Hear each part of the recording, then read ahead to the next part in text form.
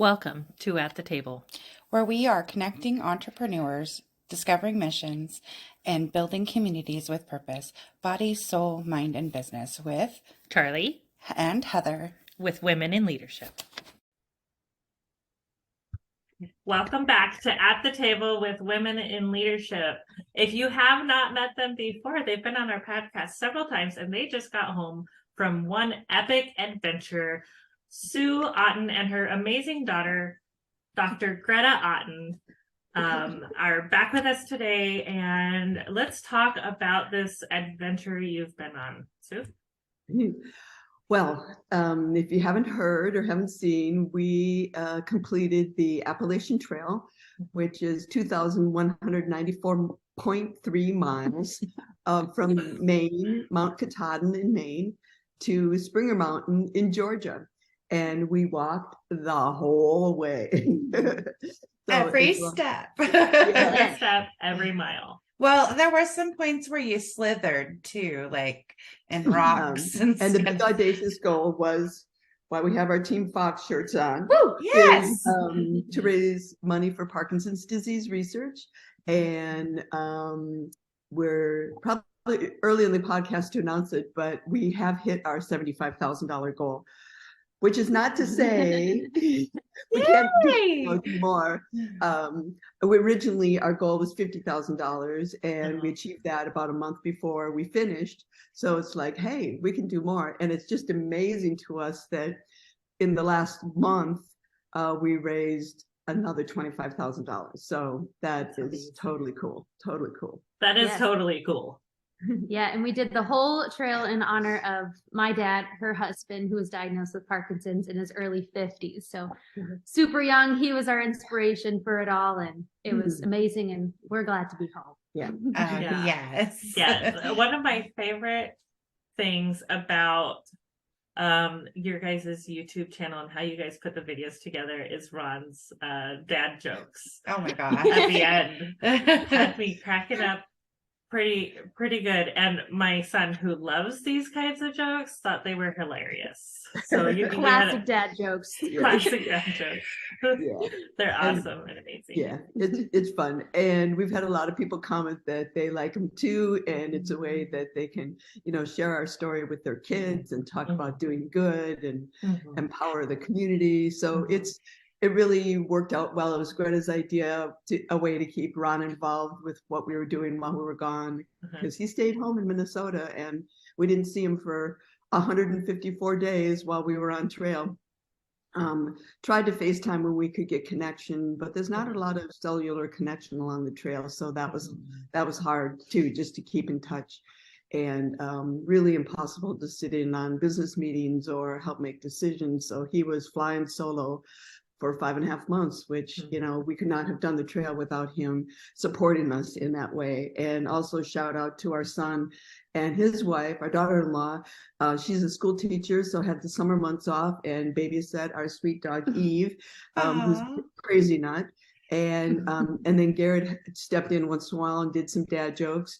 My favorite one he did was, where do the jokes come from? From the database. I just love that one. Yeah. And that's such Garrett kind of humor too. So it was a family effort. It definitely was a team effort. It takes a village. We really understand the meaning of that now.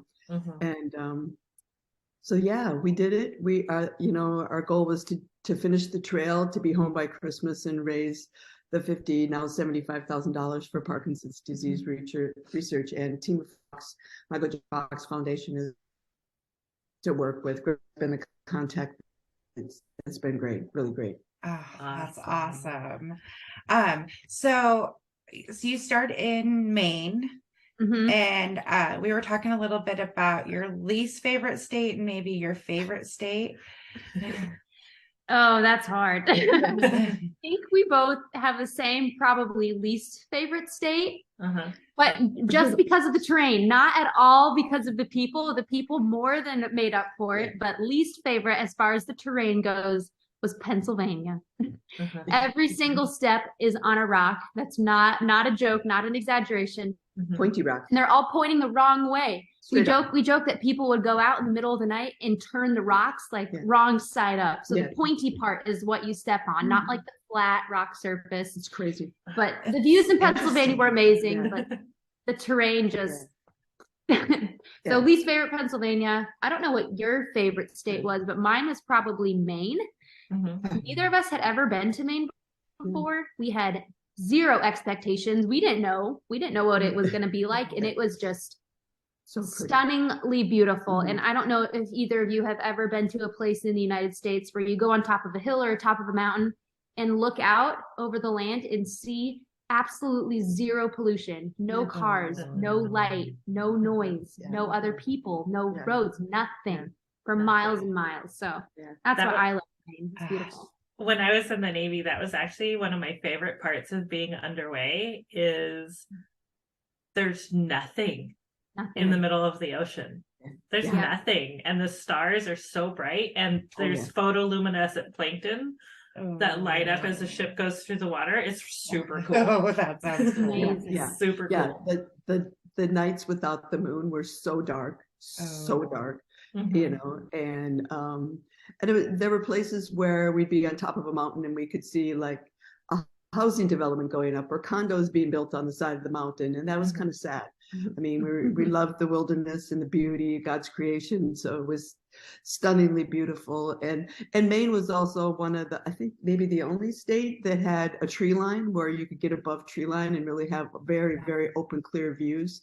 And New Hampshire, Maine and New Hampshire. Yeah, and as we went further south, the mountains weren't quite as high. But then the base elevation got lower, so our elevation gains, you know, when we had to climb up and down, they were still pretty big. But that's another fun fact of the trail. It's like going up and down Mount Everest 16 times. And I believe it. That was really a hard number to get my brain around.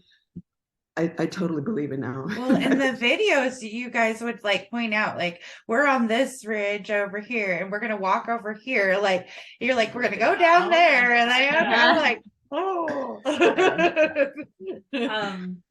You know, and then, you know, our planners. So she'd say, okay, we were over there and now we're going over there. And, you know, I'm like, you know, it is crazy to see the mountains you've done and the mountains you are going to do, and all of that's in one day. Yeah. It's very epic. That's where it's like the epic adventure, right? Like you just don't think about just going for a walk for 5.5 months. Like, like we just don't do that like on a regular basis.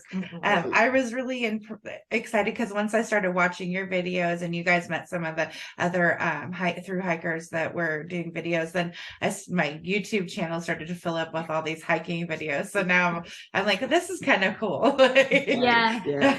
So let's see. One of the things I wanted to ask you guys is what surprised you the most about hiking the Appalachian Trail? What surprised you?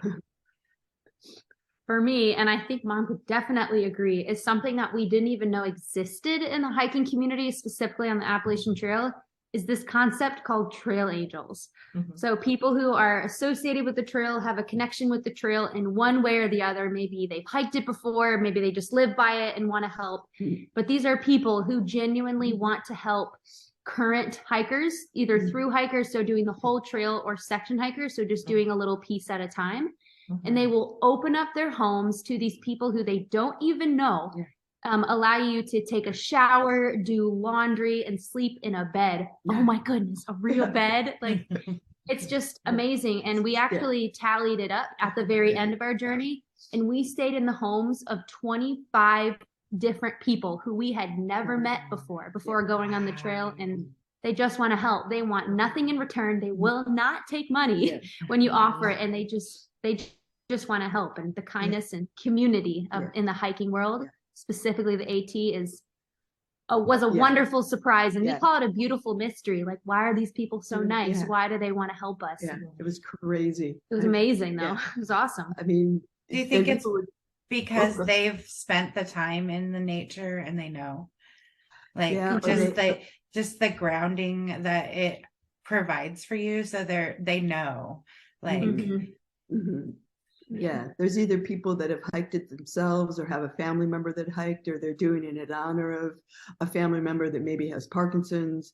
There was a couple that they know they're going to retire in 9 years and they're planning for the hike. And, another couple, the dad is going to hike with his daughter, and so they were asking us questions and just the pay it forward kind of concept. But there were people that, just found out about us like through YouTube, never met us, perfect strangers. One was a elementary school principal, and she shared with her coworkers that she was doing this, and they're like, do you have a lock on your bedroom door? Aren't you afraid you're going to get, they're going to do something in the middle of the night or steal you blind, or, and they just, such kind, generous, genuinely amazing people that just shine their light and helped us out. Right. That's so awesome. Yeah. I mean, and honestly, I'm glad you brought that up, because that was one of the things that I worried about for you guys while you were out there with all these like strangers, was getting hurt by somebody else. Yeah. I wasn't quite so worried about, bears and things like that, but I was worried about you guys falling and getting hurt. Yeah. And issues with other people. Yeah. Right. Yeah. Well, and I think the number one question that I got when I told people before we left that I was doing the trail, they're like, well, you're going to bring a gun.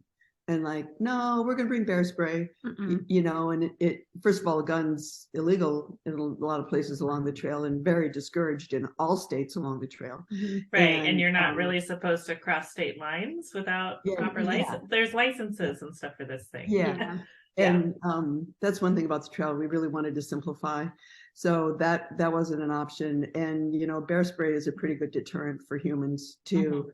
But in general, of all the people we met in the 14 states we went through, we really only had one incident. And we were with, again, fellow through hikers. So we had community, protection in numbers kind of thing. Well, and that's kind of crazy if you think about it. We had one bad incident out of the whole 5 months and 4 days that we are out there. Like that's going to happen in normal life, in real life, maybe more than that. So if anything, we were safer in the woods. And we were fine. The hiking community is amazing and incredible, and you're okay with 99.999% of people out there. Yeah. That's and awesome. We had heads up so we could plan for it, because the app that Greta used for planning has got that kind of, it's crowdsources comments and stuff like that. So it's, it's a great tool. So you just got to be aware and plan, and, it's fine. So, yeah. All right. Another thing is you guys have trail names. Do you want to tell the audience a little bit about trail names? So I'll kind of start with this one, and then maybe Mom can finish it, because I always love hearing her explain it. But so a trail name is something that every thru hiker on the AT is given by somebody else. It's code. You're not supposed to name yourself. Right. You're supposed to get named by other people, usually from your tramily or your trail family, or people who are hiking the trail with you at a very similar pace. And because we were southbound and went from Maine to Georgia and not northbound at Georgia to Maine, there's way, way, way less people who go in the direction that we do. Only about 5 to 10% of the total hikers every year go in the direction that we did. Everybody else goes north. So because of that, there's way less people around us hiking with us. So we turned to social media. We turned to Facebook, YouTube, like, help us, you guys name us, because we can't name ourselves. And a couple of people, actually, I think it was like 3 or 4 different people from different platforms actually came up with the trail names Lilo and Stitch. Nice. So I'll let Mom finish that. So, I mean, it's an old Disney movie. It's got a great kind of theme, Ohana, and Ohana means family, which means nobody is left behind or forgotten. So that was really true, because Greta could have very easily left me behind, stranded in the woods, because she's, little bit younger than I am, a little bit taller, longer legs than I have. And, she was great and stuck with me and supported me the whole way. A couple of times I asked her, gee, you could go a lot faster without me. You could hook up with some other the family members and stuff. But, we set out to do this together. So that was great. the other thing is, you know, the stitch, I did get 9 stitches here. And that was day 18, actually, from the beginning of the trail. Before I had my trail legs, or as I like to say, my trail legs, my trail arms, my trail abs, my trail balance, my trail brain. You know, it's really, you got to be really prepared for the trail, and it's hard to prepare. So you just kind of do it like on the job training. But I tripped on a root, hit my head on a root, screamed for Greta, and immediately 2 angels, literal trail angels, showed up at my side with steri-strip bandages and one of those big rectangular bandages, and helped bandage me, you know, gave the stuff to Greta, you know, Dr. Otten, you know, she bandaged me up, and we hiked the 3 miles to get to a road so we could go to an ER. And then Stitch also came from 10 staples across the top of my head. That was a little weird. And then gave Greta, well, they gave her the scalpel for the stitches and a staple puller for the staples. So that was a little weird too, getting, you know, the stuff pulled out on trail. But fine. And so I thought they were really great names. And it was nice because it was a pair, because we're a team. Yeah. So that was great. Yeah. I think that's super, super cute. And it fits. It really does fit. And then, you know, just the love you guys have for people in your hearts is just absolutely amazing. And we've been so blessed to have you as our cause of the quarter last quarter. So hopefully that helped you guys out too. And then it's just watching your guys' journey. Now let's talk a little bit about the numbers. Okay, you said that only so many people go southbound. Is there a particular reason why you guys chose to go southbound as opposed to northbound? Yeah, so we were kind of forced to based on the timing. So just in general, the trails up in the north in Maine, and specifically on Mount Katahdin, which is the northern terminus or the start of the Appalachian Trail in the north, that trail actually closes in October, and it's dependent on weather. So it can close as early as October 1st, as late as kind of the end of October. So there's a big window, but really you shouldn't risk it and plan for the trails in the north to close October 1st. And it takes on average about 6 months to start the trail or to finish the trail. And my job in Denver didn't end until July 5th. So July 5th plus 6 months puts you in Maine in the middle of the winter. So it just wasn't possible physically. So we went south and traveled in a direction where it just kind of got warmer as we went. Yeah. And we got the hard stuff out of the way. You know, there's big mountains, lots of big mountains up north. I wouldn't say it got easier. I don't know if there was an easy part of the trail.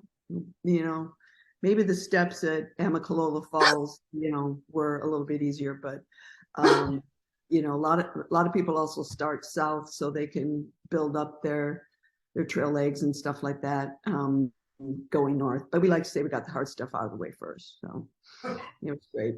It was exciting seeing you walk into the meadow and be like, look at this spade. Yes, I remember exactly where we were, what mountain we were coming off of, where it's on my navigation map. It was actually flagged. The meadow was actually flagged. Yeah. And we were like, what is that? Jumping through the meadow. And the first time we had flat, grassy ground, I will never forget it. It was coming off of Mount Moosilauke in New Hampshire, and it was just like heaven on earth. Yeah. Like walking on pillows on that. It was fun. It was awesome. So other numbers going on is women hikers that hike the Appalachian Trail. Yeah. How many? I think we figured it's about a third, 20% to, you know, a third. One day we counted them, but when we get really bored, we count the people who we pass. And dogs. Right. And dogs. Yes. One day it was in Maine, just for fun. We were counting the number of hikers that we packed, men versus women. And one day we counted 28 men and 7 women. Yeah. So if that tells you anything, like very, very male dominant in the through hiking world. So. Yeah. So only about Yes. a third of the hikers that hike the trail are female, and even fewer are women of a certain age, Sue. Right? Yeah. So the number that we've quoting is that less than 750 people over the age of 60 have completed a through hike. But then you add the factors we just discussed, age and gender, it cuts that number way down. So I turned 66 on the trail. Greta had a birthday too, but 27, big whoop,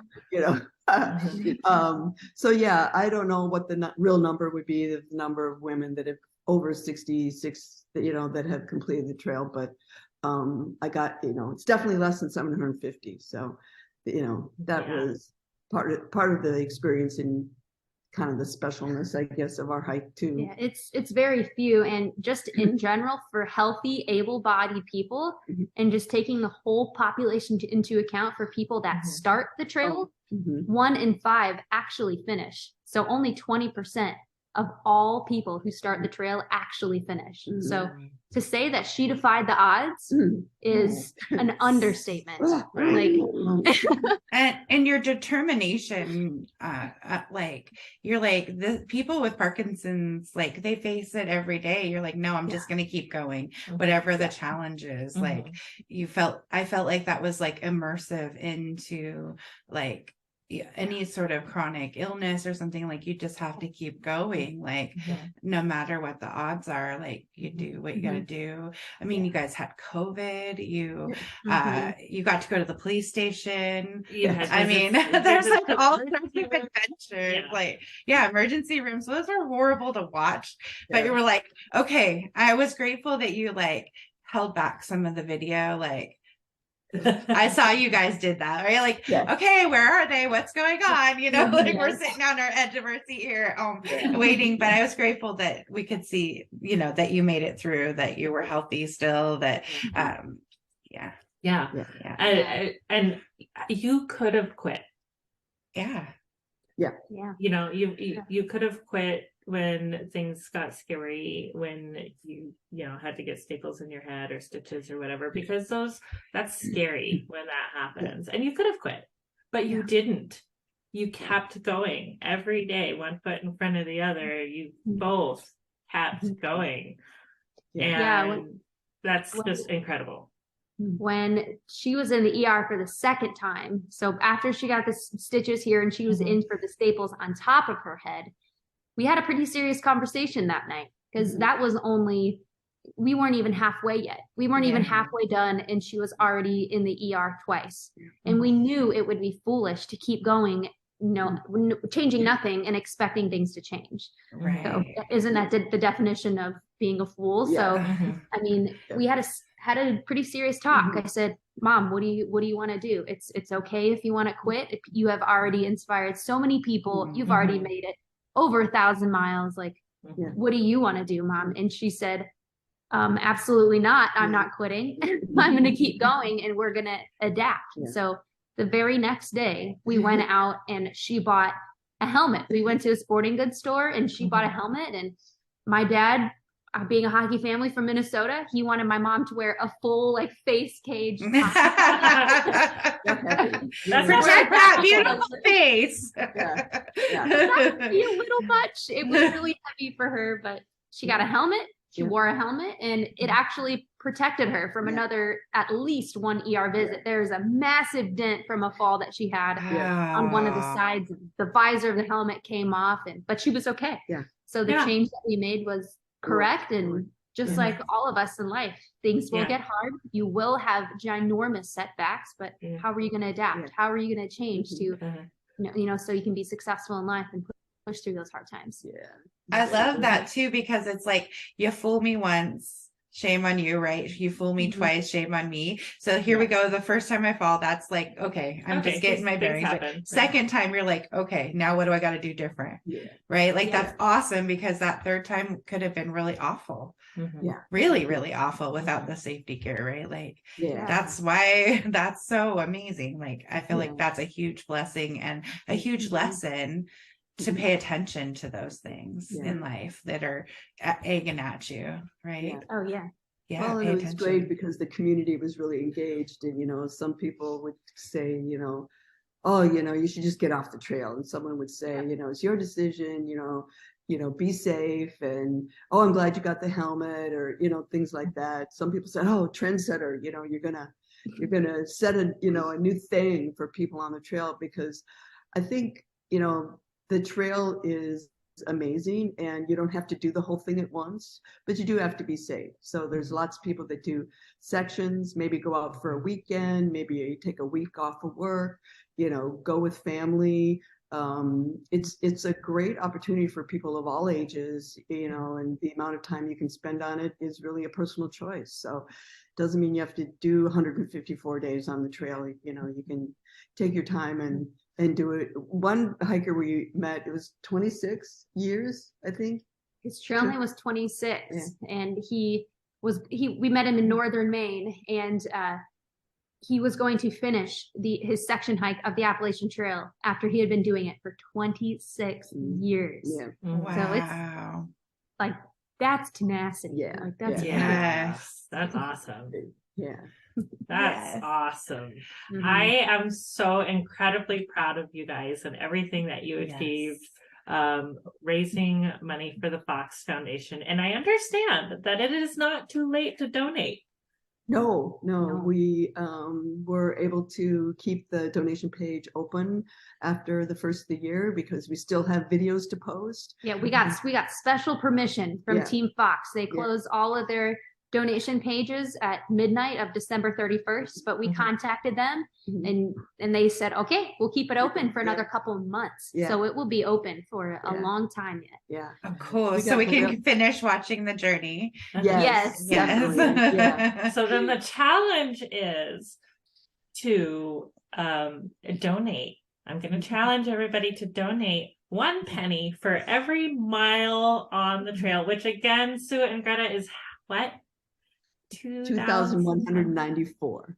2,194. So $21.94 donation to the Fox Foundation. That's a couple cups of coffee. I'm pretty sure you guys can handle that. The contact information for that will be in the description. As well as a link to the YouTube channel, and any way you can contact these beautiful ladies. So something that we're doing going into the new year here on At the Table is we are doing some journal prompt, and I was like reading these and I'm like, how do you guys top this, right? So the prompt that stood out to me today was, how do you feel this week as it relates to the progress towards your goals? What were your highlights and what were your lows, any struggles? So obviously you guys are home. You've been on a couple shows now, like welcoming you home, right? What's next? People ask us that, and they give us suggestions too, like write a book, do a meetup where people could do an online meetup where people could ask questions directly and stuff like that. I think our big thing right now, well, at least mine, I won't talk for Greta, but is just kind of do the re-entry into normal life. And what is normal now that, we've had these amazing experiences of the trail? Do you go back to exactly what you did before? I don't think so. Then you really didn't learn from the trail. So we're, trying to figure that out. Post-trail depression is a real thing. But a number of people mention that to us. So making sure you get out into nature, right? Like, because you've been into nature so immersively. So. And that's a little bit hard in Minnesota where, it's warm today. I think it's 22 degrees. It's warm today. It's 32. Yeah, we have a couple of of snow on the ground. We're supposed to get 5 to 8 inches tomorrow. So, that's hard. We did take our dog Eve to the dog park yesterday, and my knees are very sore today after walking 5 miles at the dog park. So that is really weird because, I think our average was about 20 miles a day. So that's pretty darn odd. But just kind of figuring that out. How do you rest, recover, rejuvenate, and re-enter? Those are really big things that most people don't have to really worry about, but maybe we should. Maybe we should be thinking about rest, recovery, re-enter, or just changes that maybe should be made. We work so hard to do all this great learning, but if you don't apply it, it's cognitive learning, it's not heart learning. So we want to work on, at least I want to work on that. Yeah, and there's 2 other extremely long trails in the mainland US. The PCT, or the Pacific Crest Trail, over on the West Coast, and then the CDT. That's us. Yes, very popular and beautiful, stunning. Yeah, And yeah. then the Oh, wow. CDT. Yeah. CDT kind of goes right up the middle of the US, the Continental Divide Trail, and both of those trails are actually longer than the Appalachian Trail, if you can believe it. And people are like, "Are you going to do the PCT or the CDT? Is that next?" And we're like, hold on a minute.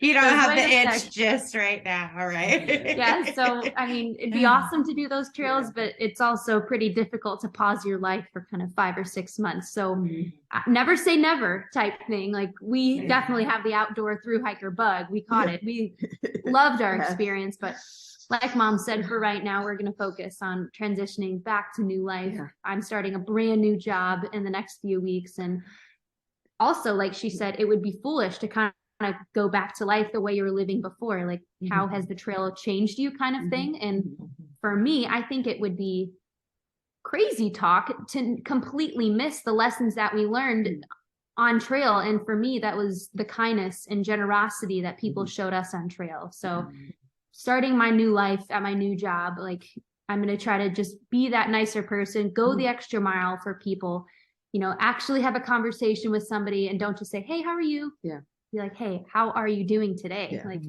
how can I help you today? Can I bring you a meal? Yeah. Pay for the person behind you in the drive-through? Like, doing little things that might feel really small to us, but for somebody else, it can mean the absolute world. It's like when we were, 6, 7, 8 days without a shower on trail, that shower laundry, indescribable.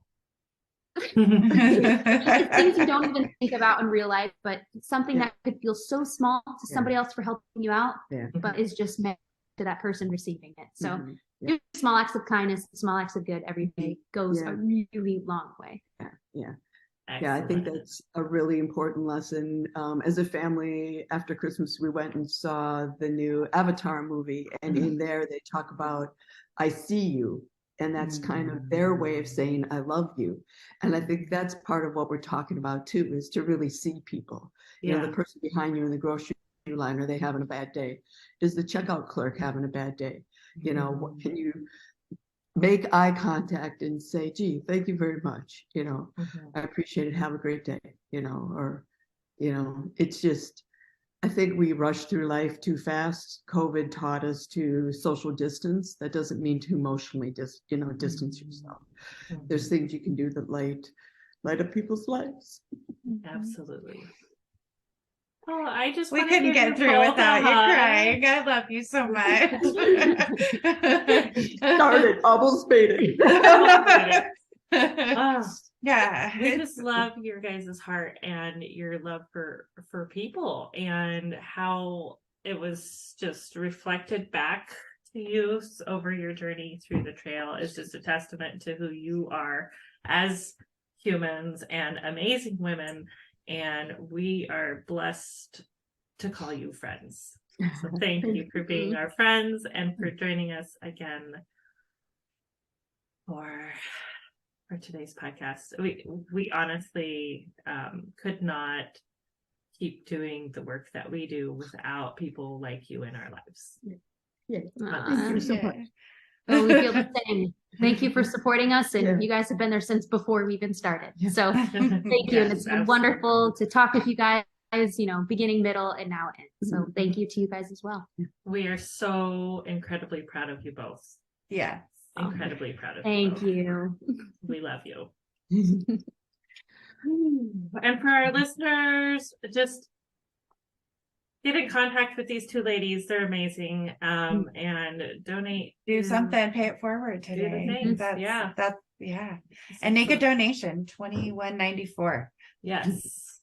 And Thank we'll you. see you next time. Namaste. Thank you. Mwah. Our next cause of the quarter is coming up too, so stay tuned. And now networking. We help these young women transition from high school into college. And ours is a unique program because we are helping them each year of college till they get that bachelor's degree or go into their chosen career.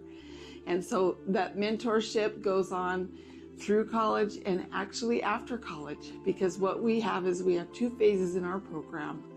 And that first one is getting them through high school to college to their career. And once they're in their career, they're a Now member forever with a free membership. And we have mentors in place, business coaches that help them to learn the essential skills to run an effective business. And so the mentoring goes on, the relationship goes on, and I'm sure that they will eventually also be mentors to the new kids coming into our program. Thank you for joining in on the fun. Be sure to like and subscribe for more.